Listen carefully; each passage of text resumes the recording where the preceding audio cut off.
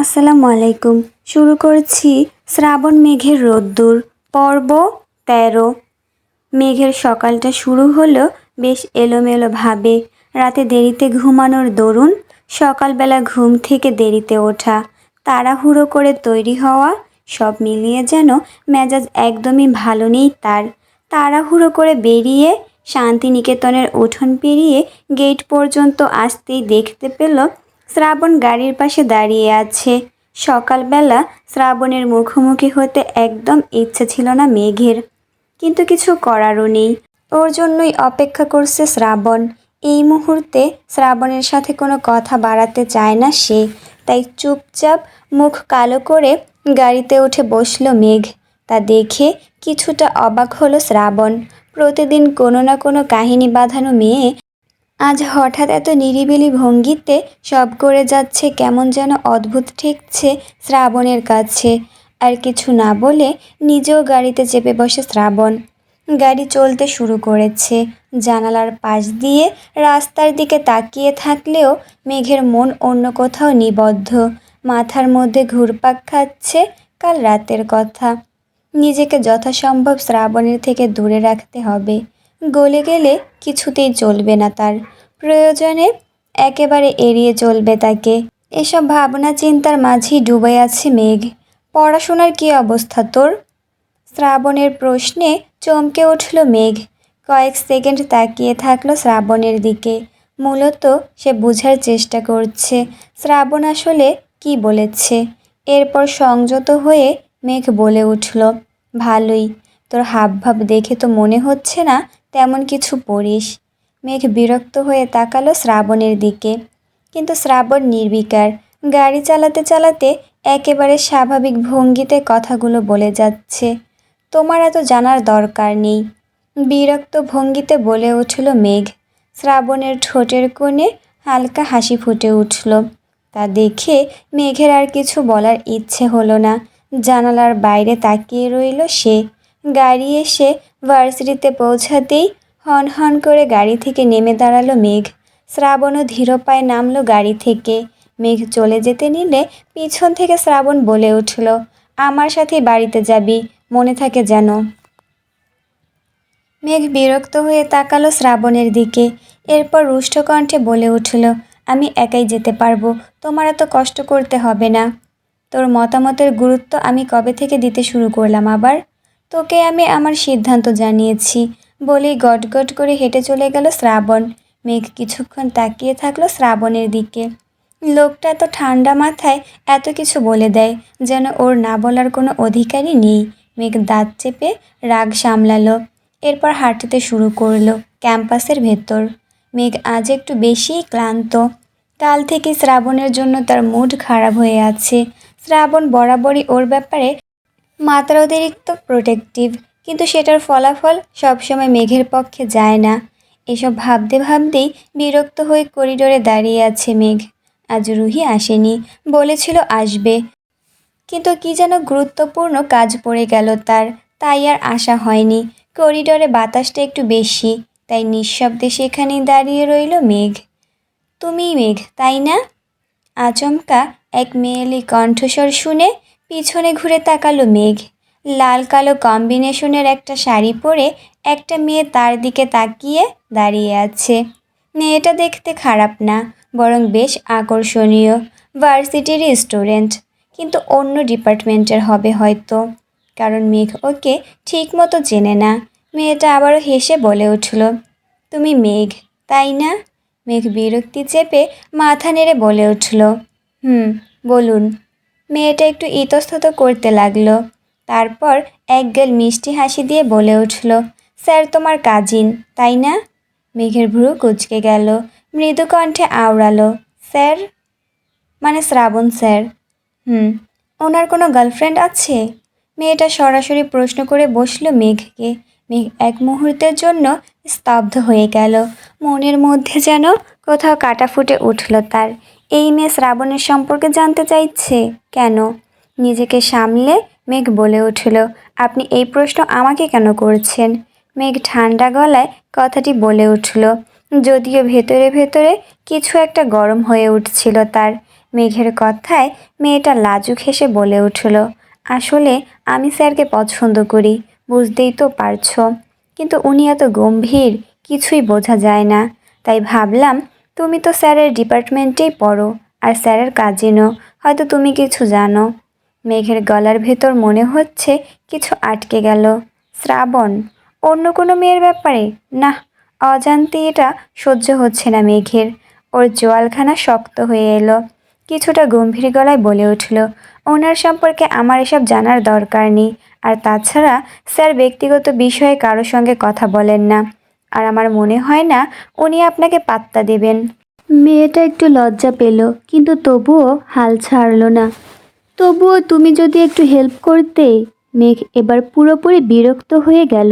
শ্রাবণ ওর, তার জন্য অন্য কেউ ভাবছে, এটা কি আদৌ সহ্য করা যায়? মেঘ চোখ সরু করে বলে উঠল, আমি কিছু বলতে পারবো না, তবে যদি আপনি এতই আগ্রহী হন নিজেই গিয়ে জিজ্ঞেস করুন। কিন্তু আমার ধারণা আপনার প্রশ্ন শুনেই স্যার আপনাকে ক্লাস থেকে বের করে দেবেন। মেয়েটা এবার সত্যিই চুপ করে গেল। কয়েক সেকেন্ড পরে বিড়বিড় করে বলল, বুঝতে পারছি, উনি আসলেই বেশ কঠিন মানুষ। ঠিক আছে, ধন্যবাদ। বলেই মাথা নেড়ে চলে গেল মেয়েটা। এইদিকে মেঘের ভেতরে ভেতরে উত্তপ্ত লাভা প্রভাবিত হতে শুরু করেছে। রাগে গজগজ করতে লাগলো মেঘ। এই মেয়ে শ্রাবণের ব্যাপারে এত কৌতূহলী কেন? শ্রাবণ কি আসলেই এতটা আকর্ষণীয়? মেঘের বুকের ভেতরটা পুড়ছিল। ও নিজের মনকে বোঝানোর চেষ্টা করতে লাগলো, আশ্চর্য, আমি এসব ভাবছি কেন? আমার এসব নিয়ে মাথা ঘামানোর দরকার নেই। শ্রাবণ আমার কি হয়? কিন্তু প্রশ্নটা নিজেকে নিজে করেই যেন ওর মাথা দুলে উঠল। শ্রাবণ কি আসলেই তার কিছু হয় না? কেনই বা এত জ্বালা হচ্ছে ওর? দূর, ছাতার মাথা। এসব ভেবে নিজেকে পীড়া দেওয়ার কোনো মানেই হয় না। ভেবেই হাঁটা ধরে মেঘ। আজ আর ক্লাস করবে না। এখন সে বাড়িতে যাবে। একা একা ক্লাসে মনোযোগও বসবে না। তাই শ্রাবণকে না জানিয়ে ক্যাম্পাস থেকে বেরিয়ে যাওয়ার জন্য হাঁটা ধরে মেঘ। কিছু দূর আসতেই মেঘের পথ আটকে দাঁড়ালো রাশেদ। রাশেদ নামটা শুনলেই অনেকের ভ্রু কুঁচকে উঠবে। একদমই ভালো ছেলে নয় রাশেদ। বাবা মায়ের অতি আদরের নষ্ট পুত্র যাকে বলে। ভার্সিটির প্রায় সবাই জানে সে মেয়েদের সঙ্গে আজে বাজে ব্যবহার করে, ভয় দেখায়। কখনো কখনো তার আশেপাশের ছেলেগুলোকেও বিপথে নিয়ে যায়। তার বিরুদ্ধে আগেও অনেক অভিযোগ উঠেছে, কখনো সিনিয়রদের সাথে দুর্ব্যবহার, কখনো জুনিয়র মেয়েদের বিরক্ত করা। কিন্তু তার পরিবার প্রভাবশালী হওয়ায় সে বারবার পার পেয়ে যায়। বন্ধুত্বর নাম করে ছেলেদের বিপথে নিয়ে যাওয়া, মেয়েদের জোর করে প্রপোজ করা, কিংবা ভয় দেখিয়ে জিম্মি করার মতো অনেক ঘটনাই তার নামে শোনা যায়। তবে আজ হঠাৎ মেঘের কাছে কী কাজ তার? ভাবতে ভাবতেই মেঘের চোখ যায় রাশেদের পাশে দাঁড়িয়ে থাকা অয়নার কয়েকজন ছেলের দিকে। অয়ন আর রাশেদকে একসাথে দেখেই মেঘের গা ঘিন ঘিন করতে লাগলো। রাশেদ সম্পর্কে ভার্সিটিতে যত কিছু শুনেছে তার অর্ধেক সত্যি হলেও সেটা যথেষ্ট ভয়ঙ্কর। অয়নকে ফিরিয়ে দেওয়ায় মনে হচ্ছে অয়নই রাশেদকে ডেকে এনেছে। চোখ মুখ শক্ত করে তাদের পাশ কাটিয়ে হাঁটতে লাগলো, কিন্তু রাশেদ এক লাফে তার সামনে এসে আটকে দিল তাকে। এই যে সুন্দরী, এত তাড়াহুড়া কিসের? মেঘ এক মুহূর্ত চুপ করে থেকে গম্ভীর স্বরে বলে উঠল, পথ ছাড়ুন আর সরে দাঁড়ান। রাশেদ বাঁকা হেসে উঠল। তার চোখে কেমন একটা নোংরা দৃষ্টি। সরে দাঁড়াবো? কিন্তু তুমি তো আমাদের কথা বলার সুযোগই দাওনি এখনো। আমার মনে হয় না আমার আপনাদের সাথে কোনো কথা বলার আছে। সরে দাঁড়ান, আমি যেতে চাই। রাশেদ মেঘের আরেকটু সামনে এলো, এরপর হাত বাড়িয়ে মেঘের পথ আটকে দিল। আশেপাশে কয়েকজন ছাত্রছাত্রী থাকলেও এরা সবাই জানে রাশেদের সাথে পেরে ওঠা সহজ নয়। ওর বিরুদ্ধে কেউ গেলে পরে অনেক ঝামেলায় পড়তে হবে। তাই চুপচাপ সবাই ব্যাপারটিকে এড়িয়ে গেল। কিন্তু সেখানে দাঁড়িয়ে থাকা একটা ছেলে তৎক্ষণাৎ গিয়ে খবরটি শ্রাবণের কানে তুলে দিল। মেঘ দাঁতে দাঁত চেপে বলে উঠল, আমি শেষবারের মতো বলছি, আমাকে যেতে দিন। রাশেদ মুচকি হাসল, এরপর কিছুটা ব্যঙ্গ করে বলে উঠল, ছাড়ব না তো কি করবে? মেঘ এবার আর দাঁড়িয়ে থাকার মতো কোনো মন মানসিকতাই নেই। ও সরাসরি এক পাশ দিয়ে বের হয়ে যাওয়ার চেষ্টা করলো, কিন্তু রাশেদ সেটা বোঝার সাথে সাথেই ওর হাত চেপে ধরলো। আরে আরে, এত গরম হচ্ছ কেন? একটু মিষ্টি করে কথা বললেই তো হয়। মেঘ শিউরে উঠল। চারপাশের সবাই যেন গা ঢাকা দিয়েছে। অয়ন পাশে দাঁড়িয়ে দেখছে, কিন্তু কিছু বলছে না। ওর চোখে মেঘের জন্য কেমন যেন একটা বিরক্তি কাজ করছে, কারণ মেঘ ওকে পাত্তা দেয়নি। তাই যেন ইচ্ছে করেই এই পরিস্থিতি সৃষ্টি করেছে সে। তবে রাশেদকে মেঘের এতটা কাছাকাছি যেতে দেখে অবশেষে অয়ন বলে উঠল, রাশেদ, মুখে যা খুশি বল, কিন্তু মেয়েটার দিকে হাত বাড়াস না। ও শ্রাবণ স্যারের কাজিন। রাশেদ খেয়ে উঠল। চুপ কর তো, নিজে তো কিছু করতে পারিস না, এখন নীতিবাক্য ছাড়তে এসেছিস। মেঘ এবার নিজের শক্তি দিয়ে রাশেদের হাত ছাড়িয়ে নিল। এরপর অয়নের উদ্দেশ্যে রুষ্ট কণ্ঠে বলে উঠল, যদি এতই সাহস থাকে তাহলে সামনে এসে দাঁড়াও, পেছন থেকে বাধা দেওয়ার মানে কি? মেঘের গলার দৃঢ়তা দেখে রাশেদ কিছুটা অবাক হলো, কিন্তু হাসিটা মুখে চেপেই বলে উঠল, বাহ, খুব সাহস তো তোমার। দেখি এই সাহস কতদিন থাকে। বলেই আবারও মেঘের হাত চেপে ধরল রাশেদ। তা দেখে মেঘের শরীরে যেন আবারও বিদ্যুৎ খেলে গেল। সে সাথে সাথে এক পা পেছনে সরে গেল, কিন্তু রাশেদ তার হাত আরও কিছুটা জোরালোভাবে চেপে ধরল। সাথে সাথে মেঘের চোখ দুটো রাগে লাল হয়ে উঠল। কর্কশ কণ্ঠে মেঘ বলে উঠল, হাত সরিয়ে নিন, নয়তো এর ফল ভালো হবে না। রাশেদ ফিসফিসিয়ে হাসল, যেন মেঘের ভয় পাওয়াটা খুব উপভোগ করছে সে। ফলাফল? হাহ, কি করবে তুমি সুন্দরী? মেঘের ধৈর্যের বাঁধ ভাঙতে চলেছে। ঠিক তখনই চারপাশে একটা চাঞ্চল্য ছড়িয়ে পড়ল। ভারী বুটের শব্দ আর তীক্ষ্ণ দৃষ্টির এক পুরুষ কণ্ঠ পুরো পরিস্থিতিকে আরও কিছুটা জমিয়ে তুলল। তোরা হাত সরাবি নাকি আমি সরিয়ে সাহায্য করব? শ্রাবণ। মেঘ চোখ বড় বড় করে তাকিয়ে দেখল তার দিকে। শ্রাবণ তীক্ষ্ণ দৃষ্টিতে রাশেদকে ঘুরে ঘুরে দেখছে। রাশেদের মুখের হাসি মুহূর্তেই উধাও হয়ে গেল। অয়ন আর তার দলও যেন বুঝে গেছে এবার সমস্যা বাড়তে চলেছে। শ্রাবণ ধীর পায়ে এগিয়ে এসে রাশেদের হাতের দিকে তাকালো। এরপর চোয়াল শক্ত করে এক ঝটকায় রাশেদের হাত সরিয়ে দিল। কণ্ঠে কোনো উচ্চারণ নেই, কোনো রাগ নেই, তবু তার চোখের শীতল দৃষ্টি রাশেদকে এক ধাক্কায় পেছনে সরে যেতে বাধ্য করল। রাশেদ খানিকটা হতভম্ব হয়ে কিছু বলতে যাবে, কিন্তু শ্রাবণের চোখের দৃষ্টি দেখে তৎক্ষণাৎ গিলে ফেলল কথাটা।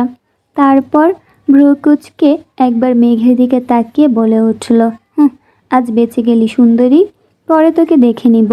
বলেই রাশেদ সেখান থেকে সরে পড়ল। তার দলবলতাকে অনুসরণ করে চলে গেল। অয়ন শেষবারের মতো মেঘের দিকে তাকিয়ে কিছু একটা বলতে যাবে, কিন্তু শ্রাবণের কটমট দৃষ্টি দেখে সেও চুপচাপ চলে গেল। মেঘ এতক্ষণে বুঝতে পারল সে কি ভয়ঙ্কর একটা পরিস্থিতির মধ্যে ছিল। বুকের ভেতর ধুকপুক করতে লাগলো তার, কিন্তু বাইরে তা প্রকাশ করল না। শ্রাবণ এবার ধীরে ধীরে মেঘের দিকে ঘুরল। মেঘ জানে এখন শুরু হবে তার বকা খাওয়ার পালা। তবে মেঘকে অবাক করে দিয়ে শ্রাবণ একেবারে শান্ত কণ্ঠে বলে উঠল, আমার সঙ্গে না গিয়ে পালিয়ে এসেছিস তাই না? দেখেছিস তো, এটাই তোর স্বাধীনতা চাওয়ার ফল। মেঘ এবার চুপ করে গেল। শ্রাবণের চোখের দিকে তাকিয়ে কিছুই বলতে পারল না সে। শ্রাবণ এক পলক তাকিয়ে থাকলো মেঘের দিকে। তারপর ঠান্ডা গলায় বলল, চল, বাসায় ফিরবি এখন। শ্রাবণের কথার ঘোর প্রতিবাদ করতে চেয়েছিল মেঘ, কিন্তু শ্রাবণের শীতল দৃষ্টি দেখে আর সেই সাহস পেল না। চুপচাপ তার পিছু নিল। অদ্ভুত এক অনুভূতি ঘিরে ধরল মেঘকে। শ্রাবণের প্রতি তার রাগ কমেনি, কিন্তু আজ সে একটু হলেও স্বস্তি অনুভব করছে। আর যাই হোক না কেন, শ্রাবণ তাকে ঠিকই রক্ষা করেছে। তবে অদ্ভুত শান্তভাবে দাঁতে দাঁত চেপে চোয়াল শক্ত করে সব কিছু সহ্য করে যাচ্ছে শ্রাবণ। মুখে কোনো কথা নেই তার, কিন্তু চোখে এক অন্ধকার ঝড়ের পূর্বাভাস। রাশেদ যখন মেঘের সামনে দাঁড়িয়ে তাকে বাধা দিচ্ছিল, তখনই শ্রাবণের চোখে এরকম অস্বাভাবিক ঝলক দেখা দিয়েছিল, একটা অস্থির অগ্নিস্ফুলিঙ্গের মতো ঝলক। মুহূর্তে হাতের মুঠি এতটাই শক্ত হয়ে গিয়েছিল তার যে মনে হচ্ছিল একটু পরেই ফেটে যাবে। সে দাঁড়িয়ে দাঁড়িয়ে সব কিছুই দেখেছে। তার তীক্ষ্ণ দৃষ্টি রাশেদের প্রতিটা নড়াচড়া খেয়াল করেছে। রাশেদ যখন মেঘের সামনে এগিয়ে গিয়েছিল, যখন তার দৃষ্টি মেঘের মুখের ওপর পড়েছিল, তখনই শ্রাবণের শিরদাঁড়া দিয়ে এক ভয়ঙ্কর স্রোত নেমে গিয়েছিল। শ্রাবণের রাগ সবসময় নীরব, ঠান্ডা, কিন্তু সেটা যখন বিস্ফোরিত হয় তখন তাণ্ডব ঘটে। আজ রাতটা হয়তো রাশেদের জীবনের সব থেকে ভয়ঙ্কর রাত হতে চলেছে, কারণ শ্রাবণ তাকে ছেড়ে দেয়নি, বরং সে অপেক্ষা করছে সঠিক মুহূর্তের জন্য।